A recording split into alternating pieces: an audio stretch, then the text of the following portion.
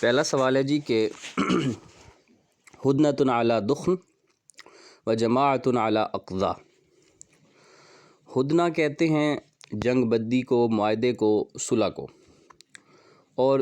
دخن کہتے ہیں کہ دل کے اندر کھوٹ موجود ہو۔ تو یہ ایک ضرب المثل استعمال ہوتی ہے کہ فلاں دو فریقوں نے صلح تو کر لی ہے مگر ان دونوں کے دلوں کے اندر باطن کا فساد موجود ہے، تو اس کو کہتے ہیں ہدنۃ علی دخن و جماعت علی اقضا۔ ہم نے پہلے بھی پڑھا تھا کہ وہ نچلے درجے کے لوگ ہیں، ایسی جماعت ہے جو اقضا کے نیچے ہیں، یعنی نچلے درجے کے لوگ ہیں۔ آگے ہے جی کہ لا یلسع المؤمن من جحر واحد مرتین۔ یہ ہم نے پڑھا تھا کہ مومن جو ہے وہ ایک سوراخ سے 2 مرتبہ نہیں ڈسا جاتا۔ اور اتقوا عصبا تأتیکم من الشام کأنہا دلا قد انقطع ذمھا وذمھا، کہ اس جماعت سے بچنا جو شام سے آئے گی اور گویا کہ وہ رذیل لوگ ہیں، گھٹیا لوگ ہیں، اور ان کا ذمہ منقطع ہو چکا ہے۔ اب اس جماعت سے کون سی جماعت مراد ہے؟ ایک قول کے مطابق اس جماعت سے خوارج مراد ہیں، ایک قول کے مطابق کہ اکثر فتنے جو اٹھیں گے وہ اسی سرزمین شام بول کر نا وہ سارے علاقے مراد لیے جاتے ہیں۔ تو شام 4 حصوں پہ مشتمل تھا نا، پرانا جو شام تھا، تو لہٰذا اکثر فتنے وہیں سے اٹھیں گے، تو یہ مراد لیا جاتا ہے۔ آگے ہے جی اما واللہ وما علمتکم الا لتقلون عند الطمع وتکثرون عند الفضل۔ یہ ہم نے پڑھا تھا کہ میں جو جانتا ہوں آپ کے بارے میں وہ یہی ہے کہ آپ جو ہے وہ طمع کے وقت کم ہوتے ہیں، اور جب جنگ ہوتی ہے اس وقت آپ زیادہ ہوتے ہیں، جب مال غنیمت تقسیم ہو رہا ہوتا ہے اس وقت کم ہوتے ہیں۔ آگے ہے جی کہ الناس کلہم سوا کاسنام المشط، لوگ سارے جو ہے وہ کنگھی کے دندانوں کی طرح برابر ہیں۔ المرء کثیر باخی، آدمی جو ہوتا ہے وہ زیادتی کے ساتھ ہوتا ہے اپنے بھائی کے ساتھ، یعنی 1 اور 1 11 ہوتے ہیں۔ اس کے بعد نیکسٹ جو ہے وہ آگے ہے جی کہ المرء کثیر باخی، کہ آدمی جو ہوتا ہے وہ اپنے بھائی کے ساتھ ہوتا ہے ہمیشہ، یعنی اپنے بھائی کے ساتھ وہ زیادتی کی حالت میں ہوتا ہے، یعنی 1 اور 1 جب ملتے ہیں تو وہ 11 ہوتے ہیں۔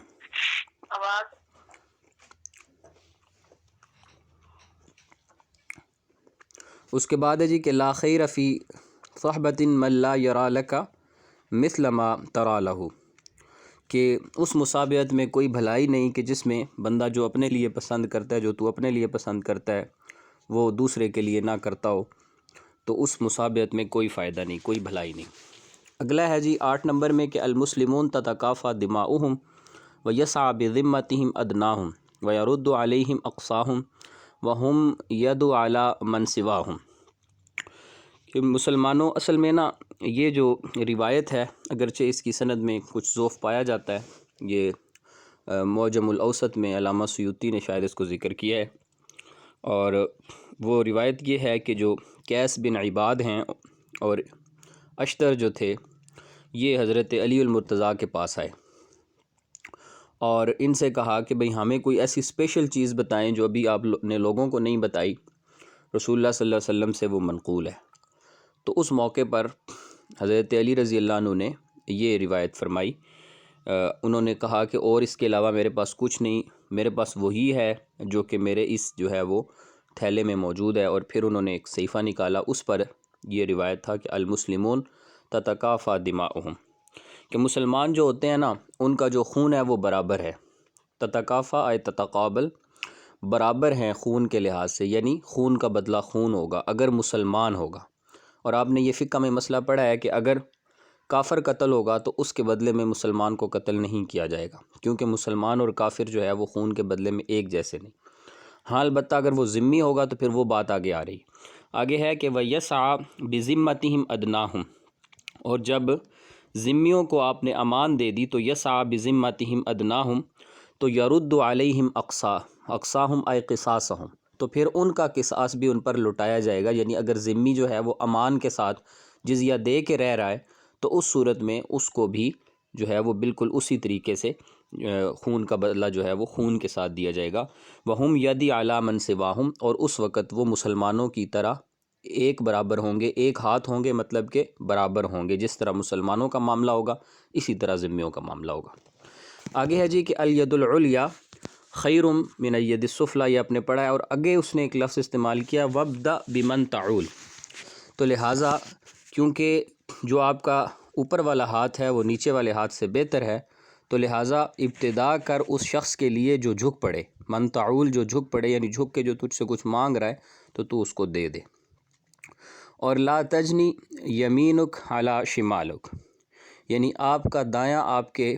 بائیں سے محفوظ نہیں یا بایاں دائیں سے محفوظ نہیں، تو یہ اس وقت کہا جاتا ہے جب آپس میں لوگ ہی ایک دوسرے کو تکلیف پہنچا رہے ہوتے ہیں۔ آگے ہے جی کہ جی میں پڑھ رہا ہوں ایم سی کیوز نمبر جوامع الکلم سے پڑھ رہا ہوں، ابھی میں نے 11 نمبر والے کو پڑھنا ہے۔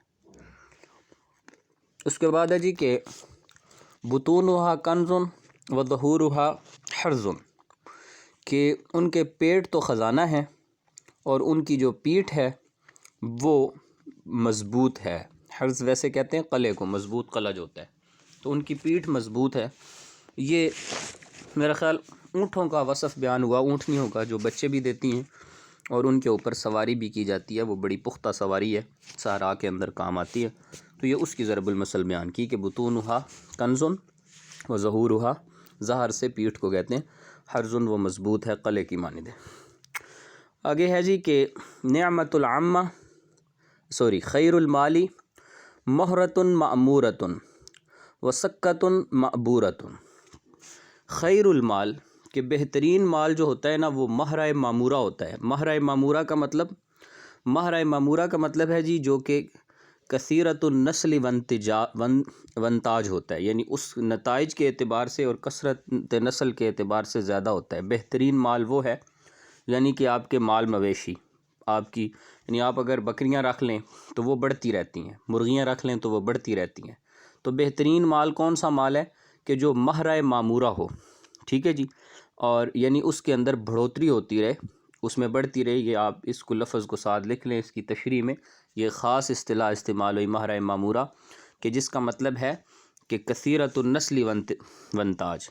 تو دراصل مہرہ معمورہ سے مراد اونٹنیاں، بکریاں اور گھوڑے لیے گئے۔ عربوں کے ہاں چونکہ یہ ہوتے تھے تو اس لیے بہترین مال عرب کسے تصور کرتے تھے کہ جس کے پاس دو چیزیں ہوتی تھیں، ایک تو مہرہ معمورہ یعنی اس کے پاس مویشیوں کا ریوڑ، اونٹوں کا ہو یا بکریوں کا ہو یا گھوڑے ہوں، گھوڑیاں ہوں، تو وہ اسے یعنی کہتے تھے کہ یہ امیر آدمی ہے، اس کے پاس یہ بہترین مال موجود ہے۔ اور دوسری چیز سکۃ معبورۃ، سکۃ معبورہ، سکک یہ سکک سے ہے، سکک ویسے تو سکک گلی کو کہتے ہیں نا، تو لیکن یہاں سکک سے مراد یعنی ایک پوری پگڈنڈی ہو، سیدھا رستہ ہو، کیونکہ آپ کو پتہ ہے پتھریلی زمین ہوتی تھی، وہاں پر کوئی مطلب باغات پراپر تو ہوتے نہیں تھے، تو اس لیے اگر انہیں تھوڑی سی زمین ہو اور وہاں پر معبورہ یعنی ابردت النخل سے یہ معبورہ مراد لیا گیا، یعنی جس میں کھجوروں کے یعنی پھلوں کا، کھجوروں کے درختوں کا ظاہر ہو جانا، نخلات کا ظاہر ہو جانا، تو اسے معبورہ کے سے تعبیر کیا، تو یعنی جس کے پاس گھنے جو ہے نا وہ درخت بھی ہوں کھجوروں کے پکے ہوئے، تو یعنی وہ بہترین مال ہے۔ اب عربوں کے یہاں ظاہر ہے اس زندگی کے لحاظ سے تو یہ بہترین چیز تھی کہ اب اس کے پاس بکریاں ہیں یا اس کے پاس اونٹنیاں، اس سے وہ دودھ دھوئے گا، اپنا دودھ پیے گا، اور یہ کہ اس کے پاس کھجوریں ہیں، ہر طرح کی اس کے باغات ہیں، تو وہاں سے وہ کھجوریں کھائے گا۔ تو یہ کہا جاتا تھا کہ خیر المال مہرۃ معمورہ، بہترین مال وہ ہے کہ جو کثیر النسل وانتاج ہو، جس کی نتیجے کے اعتبار سے بھی اور نسل کے لحاظ سے بڑھتا رہے، اور باقی جو بہترین مال وہ ہے کہ جو ترتیب سے لگی ہوئی کھجوریں مثلاً کہ یعنی رستہ بھی جاتا ہو اور کھجوریں بھی زیادہ ہوں، تو وہ جو ہے اس کو بہترین مال شمار کیا ہے۔ اس کے بعد ہے جی کہ نعمت العمۃ لکم النخلہ تعرس فی ارض خوارۃ و تشرب من عین خرارۃ۔ یہ جی بہت ہی معروف مقام ہے، اور اس عبارت کو البیان والتبیین سے اٹھایا گیا۔ یہ 2 حدیثیں آتی ہیں اس طرح کی، اور اس میں بہت زیادہ کلام ہے۔ عرب تو اس کو جو ہے وہ بالکل گھڑی ہوئی شمار کرتے ہیں کہ یہ گھڑی ہوئی بات ہے، لیکن بہرکیف اس کو روایت کیا جاتا ہے، شاید معجم طبرانی نے اس کو ذکر بھی کیا ہے، اور بھی کچھ کتابوں نے ذکر کیا ہے۔ حدیث کیا ہے جی؟ حدیث یہ ہے ایک حدیث ہے اور اس کے راوی جو ہے نا وہ بناتے ہیں حضرت علی کو ہی، اور وہ روایت یوں ہے کہ جو ہے نا جو یعنی کھجور کا جو درخت ہے، کھجور کا جو پودا ہے، تو یہ بمنزلہ تمہارے یعنی چچا کے ہے، بمنزلہ تمہاری پھپھو کے ہے، ٹھیک ہے جی، اور یعنی رشتہ دار ہے، دوسرے معنی میں تمہارا قرب میں ہے، تمہاری رشتہ داری میں ہے۔ کیوں؟ اس لیے کہ اس حدیث میں آتا ہے کہ جو یعنی یہ جو درخت ہے، یہ جس مٹی سے اس درخت کو پیدا کیا گیا ہے وہ وہی مٹی تھی جس سے جناب آدم کو پیدا کیا گیا تھا، تو اس لحاظ سے یہ تمہارا رشتہ دار ہوا۔ تو یہاں پر بھی جو حدیث دی گئی ہے وہ اس سے ملتی جلتی ہے، اس میں یہ ہے کہ بہترین جو نعمت ہے تمہارے پاس وہ جو کہ تمہاری پھپھو بھی ہے، یعنی رشتہ دار ہے۔ عمہ کا مطلب ویسے تو اب ہم اس کو لیتے ہیں نا پھپھی یا چچی کے معنی میں، لیکن یہاں اس نے یہ لفظ بول کر مراد قرابت لی ہے، جو کہ تمہاری قرابت دار ہے، یعنی نخلہ یعنی کہ کھجور کا درخت، کہ تعرس فی ارض خوارۃ، تو تم اس کو اصل میں تعرس جو ہے نا یہ منحوت ہے، ٹھیک ہے جی، اور یعنی تعرس یعنی عرس شادی کو کہتے ہیں نا، عروس، تو اس سے نے لیا کہ جو تمہاری یعنی بیوی ہے، تو اس بیوی کے لیے جو پسندیدہ پھل جو تم یعنی فی ارضن اس کو زمین میں تم اگاؤ، فی ارضن خوارتن یعنی ایسی زمین میں اگاؤ جو کہ خوارہ ہو، جو پھل دینے والی ہو، تو یہ تم اپنی بیوی کے لیے گفٹ لے کر مطلب اس کو اگاؤ۔ اور دوسرا وتشربوا من عین خرارۃ، اور پھر تم اس کو سیراب کرو، یعنی نخلا کا پودا لگاؤ، یعنی اس کا وصف بیان ہوا ہے نخلا کا، کہ نخلا کا پودا لگاؤ، اور لگاؤ ایسی زمین میں جو پھل دینے والی ہو، اور پھر وہ ایسی بھی ہو کہ تشرب من عین خرارہ، کہ جس پر بہتا ہوا چشمہ اسے سیراب بھی کرے۔ خرارہ کہتے ہیں بہتے ہوئے کو، عین خرارہ بہتا ہوا چشمہ، تو بہتا ہوا چشمہ اسے سیراب بھی کرے۔ تو مطلب یہ ہے کہ یعنی بہترین جو پھل ہے عربوں کے ہاں وہ کھجور ہے، ٹھیک ہے جی، اور پھر اس میں بھی بتایا گیا کہ اگر کسی کے پاس رطب و یابس کھجوریں موجود ہیں تو اس کے پاس زندگی کا سارا سامان موجود ہے۔ اس طرح کی بے شمار احادیث جو ہے یا اس طرح کے بے شمار چیزیں جو ہیں وہ عربوں کے ہاں ملتی ہیں۔ اچھا جی، آگے کہا گیا کہ کھجور ہی کا وصف ہے یہ بھی، کہ المطعمات فی المحل الراسخات فی الوحل۔ مطعمات مطلب یہ تمہارا طعام ہے، تمہارا کھانا ہے، کھائی جانے والی چیز ہے، کس میں؟ محل میں، یعنی خشک سالی میں۔ عربوں کے یہاں اکثر خشک سالی ہوتی تھی، بارشیں ہوتی نہیں تھیں، پتھریلی زمینیں تھیں، ظاہر سی بات ہے کچھ ہوتا تھا نہیں، تو اس لیے کہا گیا کہ یہ خشک سالیوں میں بھی تمہارے لیے بطور کھانا ہے، جب تمہیں کچھ نہ مل رہا ہوگا اس ٹائم بھی۔ اور الراسخات فی الوحل،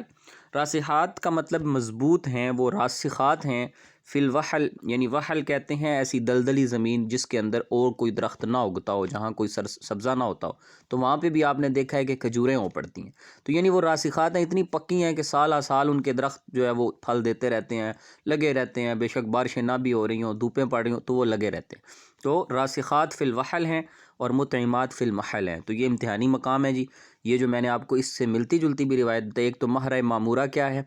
اسی طرح سکہ معبورہ کیا ہے، اور اسی طرح اس عبارت کا کیا مطلب ہے کہ العامۃ لکم النخلہ، اور اسی طرح مطعمات فی المحل سے کیا مراد ہے اور راسخات فی الوحل سے کیا مراد ہے، تو ان چیزوں کو آپ نے دھیان سے کر لینا ہے۔ اس کے بعد ہے جی کہ المطعمات فی المحل یعنی قحط سالی میں تمہارے کھائے جانے کی چیز ہے، الراسخات فی الوحل، اور اس زمین میں یعنی مضبوط اور پختہ لگی ہوتی ہے کہ جس زمین میں اور کوئی پھل نہیں ہوتا، یعنی وحل یعنی جو کہ دلدلی زمین ہوتی ہے اس میں بھی یہ لگ جاتی ہیں۔ اچھا جی، اس کے بعد ہے کہ آگے ہے یہ اگلا بھی امتحانی مقام ہے، 15 اور 16 یہ گھوڑے کے اوصاف بیان ہوئے ہیں کہ اعرافھا ادفاؤھا واذنابھا مذابھا۔ اصل میں حدیث ہے کہ جو گھوڑا ہے آپ علیہ السلام نے منع فرمایا گھوڑے کو داغنے سے، اس کے بال کاٹنے سے، اس کی دم کاٹنے سے، اور اس طرح اور بھی کچھ چیزیں ہیں، یعنی جو گھوڑے کے لوازمات ہیں ان سے منع فرمایا کہ گھوڑوں کے ساتھ یہ چیز نہ کی جائے۔ کیونکہ گھوڑا جہاد کی علامت ہے، سواری ہے، بہترین سواری، اسی لیے اس کے گوشت کھانے کو حالانکہ حلال لیکن اسے مکروہ قرار دے دیا، اس وجہ سے ہی مکروہ قرار دیا۔ تو وہ اب یہاں پہ یہی بتایا جا رہا ہے کہ اعرافھا ادفاؤھا، اس کی ٹانگیں کاٹنے سے منع فرمایا۔ کیوں منع فرمایا؟ کہ اس کی ٹانگیں جو ہیں، اعراف جو ہیں، اس میں ادفع ہے، اس میں حدت ہے، گرمی ہے، یعنی میدان جنگ میں جب گھوڑے دوڑتے ہیں تو سارا زور ان کی ٹانگوں کا لگ رہا ہوتا ہے، تو ان کی ٹانگوں کی حدت ہے، ان کی ٹانگوں کی گرمی ہے، تپش ہے جو انہیں جہاد پہ ابھارتی ہے۔ وَأَذْنَابُهَا، اور ان کی جو دم ہے، ضم جو ہے، دم جو ان کی ہے وہ مذابُهَا، تو وہ مذابُهَا کا مطلب ہے، ویسے مذاب کہتے ہیں پگھلنے کے مقام کو، پگھلنے کا مقام، تو ان کی دموں کے بارے میں کہا گیا کہ وہ مذاب ہیں، یعنی باقی جانوروں کی دموں کی بنسبت وہ پسینے کو، اس کی جو دم ہوتی ہے وہ، کیونکہ اس کا پسینہ پچھلی پیٹھ پہ ہوتا ہے اور وہ دم کو ہلاتا ہے تو پھر وہ پسینے کو جذب کر لیتا ہے اپنے اندر، ایک مطلب اس کا یہ۔ دوسرا مطلب یہ کہ جب وہ زور مارتا ہے، گھوڑا جو ہے جب زور لگاتا ہے تو اس وقت جو اس کی دم ہوتی ہے تو وہ یعنی متحرک ہوتی ہے اور وہ اپنا کردار ادا کرتی ہے۔ میدان جنگ کے اندر بھی یہ بھی وصف اس کا بیان کیا گیا۔ تو دراصل یہ اس حدیث کے ضمن میں یہ الفاظ لے کر آئے ہیں کہ آپ علیہ السلام نے اس کے پیشانی کے بال کاٹنے سے اور اس کو داغنے سے، اس کی ٹانگیں کاٹنے سے اور اس کی دم کاٹنے سے منع فرمایا، اور اس کی وجہ یہ ہے کہ اس کی ٹانگیں جو ہیں وہ اس کی حدت ہے اور اس کے جو دم ہے وہ اس کے پگھلنے کا مقام ہے۔ تو یہ اس طرح جو ہے نا، یہ اس کا وصف ہے۔ اور اگلا وصف بھی بیان کیا کہ گھوڑا جو ہے الخیل معقود فی نواسیہا الخیر، اس کے جو پیشانی کے بال ہیں ان بالوں کے اندر اچھائی جو ہے وہ چھپی ہوئی ہے، اور قیامت کے دن ان کے جو یعنی پیشانی کے بال ہیں ان سے پہچانا جائے گا۔ دراصل یہ اس مجاہد کی خوبی ہے جو گھوڑے پر چڑھ کر میدان جہاد میں گیا تو اس گھوڑے کے پیشانی کے بال بھی قیامت کے دن اس کے نامہ اعمال میں تولے جائیں گے۔ تو الخیل تو ظاہر ہے اس ٹائم گھوڑا تھا، آج کے زمانے سے اگر وہ اس نے جو ہے وہ کوئی مطلب طیارہ اڑایا، اگر اس نے جو ہے وہ F-16 لے کے گیا یا تھنڈر لے کے گیا JF، تو اب وہ سارا جو ہے وہ اس کے نامہ اعمال میں تولا جائے گا۔ تو یہ اس سینس میں کہا کہ الخیل معقود فی نواسیہا الخیر، کہ بہترین گھوڑے وہ کہ جن کی جو ان کی جو نواسی ہے، جو ان کی پیشانیاں ہیں، اس کے اندر اچھائی جو ہے وہ معقود ہے۔ عقد کہتے ہیں نا کسی وعدے کو، کسی چیز کا گرا لگ جانا، تو ان کے پیشانیوں کے اندر ان کی اچھائی چھپی ہوئی ہے، ایک یہ گھوڑے کا وصف بھی ہے۔ اور الی یوم القیامہ، قیامت تک یہ چھپی رہے گی، یعنی کہ قیامت تک جو ہے وہ ابھارا جا رہا ہے امت کو کہ وہ گھوڑے پالیں اور گھوڑوں کو ساتھ پیار کریں، اس وجہ سے کہ یہ جہادی جو ہے وہ جانور ہے اور جہاد میں یہ کام آتا تھا۔ تو خیر جو ہے وہ ان کی پیشانیوں میں چھپی ہوئی ہے اور چھپی رہے گی۔ اسی طرح آگے ہے جی کہ لیس منا من حلق او صلق او شق، کہ وہ ہم میں سے نہیں، کون؟ ایک وہ کہ جس نے داغا، یہاں داغنے سے مراد ٹیٹو وغیرہ بنوانا، جیسے آج کل ٹرینڈ ہے ٹیٹو وغیرہ بنواتے ہیں، تو وہ اس سے مراد ہے، حلق سے مراد یعنی داغنا مراد ہے۔ یا دوسرا اس کا مفہوم جو پرانے زمانے میں یعنی منڈوا کر رکھنا، بعض یعنی فرق کے اندر یہ چیز ہوتی تھی کہ وہ اپنی آبروئیں، اپنے جو ہے وہ داڑھی کے بال، اپنے سر کے بال، اور اس طرح جو ہے نا جس کو جرد مرد کہتے ہیں، تو وہ ہونا، تو یہ وہ بھی میری امت میں سے نہیں۔ اور دوسرا فرمایا او صلق، یعنی جو نوحہ کرتے ہیں، بین کرتے ہیں، نوحہ خاں، نوحہ کرنے والے، ماتم کرنے والے، وہ بھی میری امت میں سے نہیں۔ اور تیسرا فرمایا او شق، جو اپنا گریبان پھاڑتے ہیں اور اپنے چاک کرتے ہیں یعنی ماتم کرتے ہوئے، تو وہ بھی ہم میں سے نہیں ہے۔ آگے ہے جی نہیتکم عن عقوق الامہات وعد البنات ومنع عن وہات، یہ منع نہیں ہے، یہ منعن ہے، اس کو ٹھیک کر لیں۔ نہیتکم عن عقوق الامہات، ٹھیک ہے جی، ماؤں کو آگ کرنے سے منع فرمایا ہے۔ حالانکہ باپ کو آگ کرنا بھی منع ہے، لیکن ماں کا اس لیے بولا کہ چونکہ بعض مرتبہ باپ کے ساتھ بندے کی ہو جاتی ہے لیکن ماں کے ساتھ نہیں ہوتی، اس لیے ماں سے منع فرما دیا، مطلب کہ باپ سے بطریق اولیٰ منع فرما دیا۔ تو نہیتکم عن عقوق الامہات، ماؤں کو آگ کرنے سے اور زندہ بیٹیوں کو جو ہے وہ دفن کرنے سے، زندہ درگور کرنے سے، اور ومنع عن وہات، اور جو تمہارے پاس آیا ہوا ہے اس کو روکنے سے، یعنی اللہ کی طرف سے جو مال تمہیں عطا ہوا ہے اس مال میں سے جو اللہ کا حق ہے، یعنی کہ زکوٰۃ عشر وغیرہ جو ہے تو جو لوگ وہ نہیں ادا کرتے، اس سے منع فرمایا کہ اس کو روک کے نہ رکھو، بلکہ جو اللہ نے تمہیں دیا ہے تو اللہ کے دیے ہوئے میں سے جو اللہ نے تمہارے ذمے لگایا ہے وہ ضرور ادا کر دو۔ آگے ہے جی کہ اس سے مراد علم بھی تو ہے نا، علم؟ جی اس سے مراد علم بھی ہے، لیکن یہاں اس سے مراد علم نہیں ہے۔ یہاں جس سنس میں یہ حدیث لائی گئی تھی تو وہ بعض قبائل تھے نا جو یعنی 10ویں ہجری کے اندر ہی جب آپ علیہ السلام نے بھیجا تھا زکوٰۃ اکٹھی کرنے کے لیے، تو اس وقت کچھ قبائل جو نئے نئے ہوئے تھے انہوں نے مسئلہ بنایا تھا، تو یہ اس موقع کا ہے، تو اس کا مطلب ہوگا منع الوجبات مثل الزکوٰۃ وغیرہ، تو یہ چیزیں جو ہیں ان کے منع سے، لیکن اگر اس سے مراد لیا جائے تو علم بھی لیا جا سکتا ہے۔ آگے ہے جی اگلی مثال جو آگے بیان کیا گیا 19 نمبر میں کہ الناس کالابل المئہ لا تجد فیہا راحلہ، کہ لوگ جو ہے نا وہ 100 اونٹوں کی طرح ہیں، لا تجد فیہا راحلہ، لیکن تو ان میں سواری نہیں پائے گا۔ یہ مثال بڑی مطلب آج کے زمانے کے لحاظ سے جس کو ہم قحط الرجال کہتے ہیں کہ آپ کو جو ہے وہ غولوں کے غول ملیں گے، انسان تو بہت ہیں لیکن اس میں کام کا کوئی بھی نہیں۔ الناس کالابل المئہ، کہ لوگ تو بہت ہیں، وہ لوگ تو یعنی اونٹوں کی لمبی قطاروں کی مانند ہیں، آپ کے پیچھے لگے ہوئے ہیں، آپ کے ساتھ ہیں، لیکن آپ کو فائدہ کوئی نہیں پہنچائے گا۔ لا تجد فیہا راحلہ، آپ اس میں کسی میں نہیں پائیں گے، سواری نہیں پائیں گے۔ تو آگے ہے جی کہ ما املق تاجر صدوق، جو سچا تاجر ہوتا ہے نا وہ وعدہ خلاف نہیں ہوتا، وہ وعدہ خلافی نہیں کرتا۔ ما املق، وہ وعدہ خلاف نہیں ہوتا جو سچا تاجر ہوتا ہے۔ تو یہ آپ کے جی کمل ہو گئے ہیں، اور انشاءاللہ